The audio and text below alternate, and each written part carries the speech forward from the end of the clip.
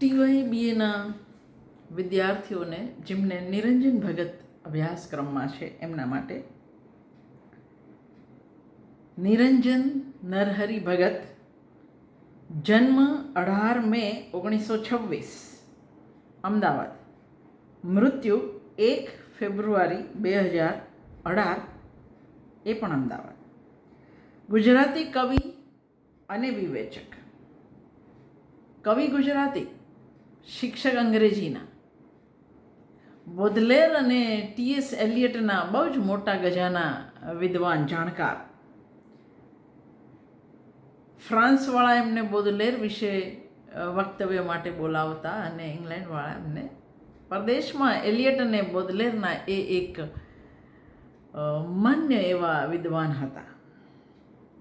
અર્વાચીન ગુજરાતી કવિતામાં સુંદરમ ઉમાશંકરની પેઢી પછીના બે અગ્રણી કવિ એટલે નિરંજન ભગત અને રાજેન્દ્ર શાહ. નિરંજન ભગતના પિતા નરહરીભાઈ અમદાવાદની લાલભાઈ દલપતભાઈની પેઢીમાં કામ કરતા. માતા મેનાબેન મોસાળમાં ઉછેર. અરુણ અને અજીત નામના બે ભાઈ. અજીત ભરયુવાન વયે અમેરિકામાં અવસાન પામે. અજીત ભગત મેમોરિયલ ટ્રસ્ટના એટલા માટે એ સ્થાપક અને ટ્રસ્ટી. અમદાવાદની મ્યુનિસિપલ શાળામાં, જેને હાલમાં દિવાન બલ્લુભાઈ શાળા કહે છે, અને પછીથી નવચેતન હાઈસ્કૂલમાં ભગત સાહેબ ભણ્યા. એ ભગત સાહેબના નામથી જ પરિચિત છે, એટલે મારાથી નિરંજન ભગત બહુ ઓછું કહી શકાશે. પછી અમદાવાદની LD આર્ટ્સ અને મુંબઈની એલ્ફિન્સ્ટન કોલેજમાં ઉચ્ચ શિક્ષણ મેળવી અંગ્રેજી સાહિત્ય સાથે MA પદવી લીધી. 1942ની સ્વાતંત્ર્ય ચળવળમાં ભાગ લઈ થોડો સમય અભ્યાસ છોડી પોલીસની લાઠીનો પણ અનુભવ કર્યો. શાળામાં એમણે બીજી ભાષા તરીકે ફ્રેન્ચ શીખ્યા અને બંગાળી ભાષા પણ શીખ્યા. વિવિધ કોલેજોમાં અંગ્રેજી સાહિત્યના અધ્યાપક અને છેલ્લે અમદાવાદની સેન્ટ ઝેવિયર્સ કોલેજમાંથી અંગ્રેજી વિભાગના અધ્યક્ષ પદે 1986માં ભગત સાહેબ નિવૃત્ત થયા. ગુજરાતી સાહિત્ય પરિષદના પ્રમુખ તરીકે 2 વર્ષ રહ્યા. ગુજરાતી સાહિત્ય પરિષદ અને અન્ય સંસ્થાઓના ઉપક્રમે મુખ્યત્વે અમદાવાદમાં ગુજરાતી, ફ્રેન્ચ અને અંગ્રેજી કવિતા વિશે છેલ્લા 5 દાયકાથી એમણે સતત વ્યાખ્યાનો આપ્યા. મૂળભૂત જીવ શિક્ષકનો, અધ્યાપક, ઉત્તમ વક્તા, વિશ્વ સાહિત્યના ઊંડા અભ્યાસી, સભાન નાગરિક અને સ્પષ્ટ વક્તા.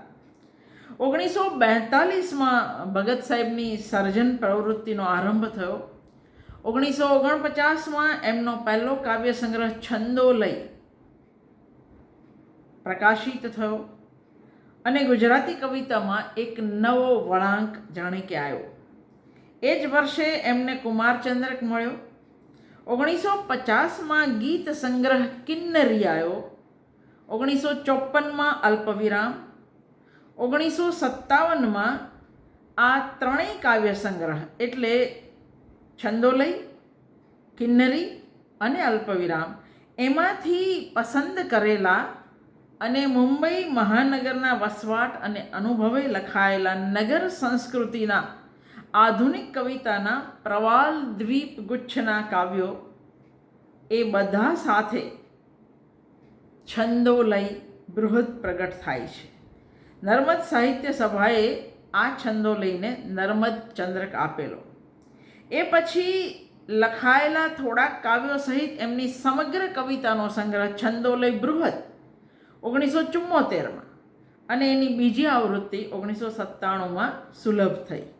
નિરંજનના સમગ્ર સર્જનને કેન્દ્રમાં રાખી 1969નો પ્રતિષ્ઠિત રણજીતરામ સુવર્ણચંદ્રક એમને એનાયત થયો.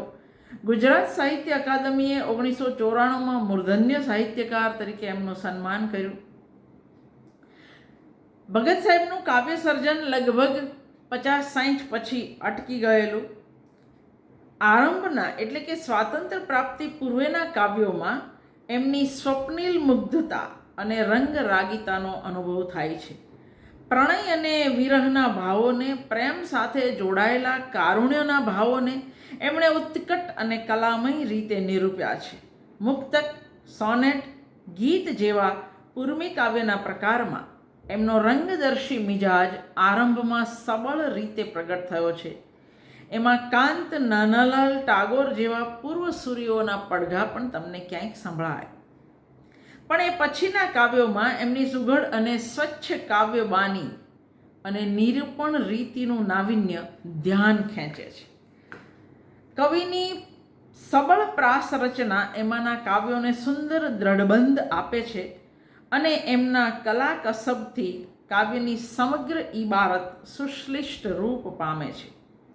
દેશના ભાગલા પડ્યા એના પછી ભારતમાં જે કંઈ ઘટનાઓ બની એના સંવેદનને વાચા આપતા સંસ્મૃતિ કાવ્યથી એમની કવિતાના જુદા જ મિજાજનું અને એક સ્થિત્યંતર, એક વળાંકના આપણને દર્શન થાય છે. મુક્તિ દિને પોતાની અને સમષ્ટિની વ્યથાને કવિએ ઝૂલણા છંદમાં ખંડ વિભાજિત પરંપરિત રૂપમાં પ્રભાવક રીતે વ્યક્ત કરી છે. ઝૂલણાનો પંચકલ દાલદા સંધિ એમની વેદનાને સતત દબાવીને ઉપસાવતો રહે છે અને એની ધ્રુવ કડી જેવા પંક્તિ સંપુટથી કવિની ચિત્ત સ્થિતિની છિન્નતાને પ્રગટ કરતો રહે છે. લય ઇબારત જાળવીને ઝૂલણાના સંધિઓ એમના કથનને ધાર કાઢી આપે છે. તેઓ ઝૂલણા અને પછીથી એ જ રીતે હરિગીત છંદને બોલચાલની લઢણમાં ઢાળી કાવ્ય ભાષાને નવો જ વળોટ આપે છે. માત્રિક છંદોમાં બોલચાલનો લય અને ગદ્યના વિવિધ મરોડો લાવી એમને પૂરી લવચિકતાથી પ્રયોજી નિરંજને આ છંદોની કાયાપલટ કરી એ ગુજરાતી કવિતામાં અપૂર્વ છે. નિરંજન ભગતની કવિતાનું ઉત્તમ રૂપ મુંબઈના નગર જીવનના પ્રવાલ દ્વીપ કાવ્યોમાં જોવા મળે છે. મુંબઈના વસવાટે અને અનુભવે મુંબઈ નગરી નગર સંસ્કૃતિના પ્રતીક રૂપે ભગત સાહેબના કાવ્યોમાં પ્રગટ થાય છે. એને તેઓ આધુનિક અરણ્ય તરીકે ઓળખાવી આધુનિક મનુષ્યની વેદના અને કરુણતાને સંવેદના અને કરુણા સાથે પ્રગટ કરે છે. નગર સંસ્કૃતિના પ્રત્યક્ષ અનુભવ સાથે એલિયટ, બોદલેર અને રિલ્કેની કવિતાનો ઘનિષ્ઠ પરિચય કવિને મદદ કરે છે. યંત્ર વૈજ્ઞાનિક સંસ્કૃતિમાં જીવતા મનુષ્યની જીવન રીતિમાં જોવા મળતી કરુણતા એમની રચનાઓમાં કાવ્યરૂપ પામી છે. પાત્રોની અંદર તેઓ કવિ, આંધળો, ફેરીઓ, પતિઓ, ભિખારી, વેશ્યા જેવા પાત્રોની એકોક્તિ દ્વારા નગર જીવનની એક કરુણતા, વ્યંગ, કટાક્ષ, વક્રોક્તિ રૂપે બોલચાલની લઢણમાં નાટ્યાત્મકતાથી હરિગીતના પ્રવાહી રૂપમાં પ્રગટ કરે છે. એમની કવિતાના કીર્તિ કળશ જેવી રચના ગાયત્રીમાં વૈદિક પરંપરાના આર્ષ છંદ અનુષ્ટુપની નવી જ ઇબારતના આપણને દર્શન કરાવે છે. ગાયત્રી કાવ્યમાં આધુનિક મનુષ્યના આંતરજીવનમાં, ચિત્તમાં દ્વિદલ વ્યક્તિત્વના જે સંઘર્ષ છે એનું નિરૂપણ કરી કવિ આધુનિક નગરના આધુનિક મનુષ્ય માટે પ્રાર્થના કરે છે. આ કવિએ હરિવર મુજને હરી ગયો, ઘડીક સંગ, આષાઢ આયો જેવા રમણીય ગીતો પણ લખ્યા છે. શ્વેત શ્વેત જેવા છાંદસ ગીતો, કરોળિયો, મોર જેવા સુશ્લિષ્ટ સોનેટ એમની પાસેથી મળે છે. પારેવા જેવું કમનીય ઉર્મી કાવ્ય અને હાથ મેળવીએ જેવા ચિરસ્મરણીય ઉર્મિક પણ એમની પાસેથી મળે છે. આરંભમાં કાંતના પૂર્વાલાપનું અને પછી ઠાકોરના ભણકાર સંગ્રહનું સેવન નિરંજન ભગતના સર્જન ઘડતરના પાયામાં રહેલું છે. એ પછીથી પાશ્ચાત્ય કવિતાના સંપર્કે અને નગર જીવનના અનુભવે એમની સર્જન યાત્રાને નવા પરિમાણો પ્રાપ્ત થયા છે. કવિ ઉપરાંત નિરંજન ભગત બહુશ્રુત વિદ્વાન છે. એમણે 1953થી આરંભી અનેક સ્વાધ્યાય લેખો લખી ગુજરાતી તેમજ અંગ્રેજી, યુરોપીય અને અમેરિકન કવિતાની વિદ્વતાપૂર્ણ સમીક્ષા કરી. આ સ્વાધ્યાય લેખો 1997માં એક સાથે 8 ગ્રંથો સ્વાધ્યાય લોક 1થી 8 નામે પ્રકાશિત થયા છે. એમાં કવિ અને યુગધર્મ, કવિતાનું સંગીત, કવિતા કાનથી વાંચો, ગદ્ય કાવ્યનું સ્વરૂપ, કલ્પન, પ્રતીક, પુરાકલ્પન જેવા સિદ્ધાંત વિવેચનના અભ્યાસપૂર્ણ ગ્રંથો છે. ઉપરાંત Milton, વર્ડ્સવર્થ, ટેનિસન, ડબલ્યુ.બી. યેટ્સ, Eliot, સી.પી. Snow, Victor Hyogo જેવા અનેક અંગ્રેજી અને યુરોપીય કવિઓ અને સાહિત્ય સર્જકો વિશેના લેખ ગ્રંથ 2 અને 3માં છે. વિટમેન, રોબર્ટ ફ્રોસ્ટ, ઓડન જેવા અમેરિકન સાહિત્ય સર્જકો વિશે 4થા ગ્રંથમાં છે. નરસિંહ મીરા, પ્રેમાનંદ, દયારામ જેવા મધ્યકાલીન ગુજરાતી કવિઓ તથા બળવંતરાય, નાનાલાલ, સુંદરમ, ઉમાશંકર, રામનારાયણ, ચંદ્રવદન, રાજેન્દ્ર શાહ જેવા અર્વાચીન ગુજરાતી કવિઓ વિશે એમણે ઉત્તમ સ્વાધ્યાય લેખો લખ્યા છે. એમની વિવેચના જગત સાહિત્યના વિશાળ પટ સાથે અનુસંધાન ધરાવે છે અને વિવેચકના મૌલિક નિરીક્ષણોથી મૂલ્યવાન બને છે.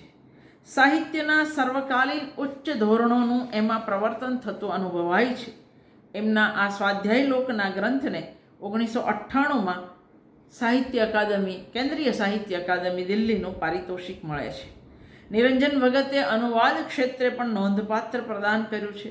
બંગાળીમાંથી રવિન્દ્રનાથના કેટલાક કાવ્યો તથા ચિત્રાંગનાનો પયાર છંદમાં એમણે ગુજરાતીમાં અનુવાદ કર્યો. સ્વપ્ન વાસવ દત્તાનો એમણે અંગ્રેજી અનુવાદ કર્યો. નરસિંહ મહેતાના 25 પદનો એમણે અંગ્રેજીમાં અનુવાદ કર્યો. બાઇબલમાંથી ધ બુક ઓફ જોબને સેન્ટ જોન ઓફ ધ ક્રોસના 8 કાવ્યોને ગુજરાતીમાં અષ્ટપદી નામે અનુદિત કર્યા. ઓડનના કાવ્યોને પણ ગુજરાતીમાં અવતાર્યા. પ્રોફેસર બક ઠાકોર અધ્યયન ગ્રંથ, સુંદરમના કેટલાક કાવ્યો અને મૃદુલા સારાભાઈ, પ્રથમ પ્રત્યાઘાત, બાપુની બિહાર યાત્રા જેવા થોડાક ઉપયોગી સંપાદનો પણ ભગત સાહેબ પાસેથી આપણને મળ્યા છે.